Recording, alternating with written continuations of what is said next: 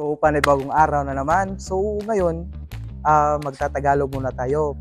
Para naman sa mga client natin na sa Manila or Mindanao or sa Iloilo, yung mga Ilonggo, para maintindihan naman yung mga sinasabi natin.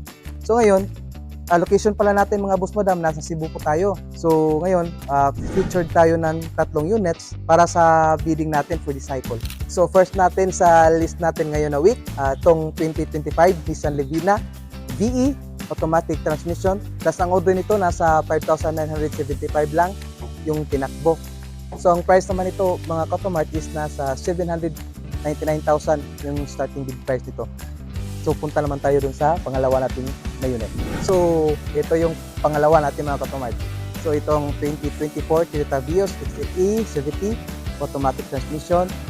And then ang tinakbo nito is nasa 11,979 lang yung odometer.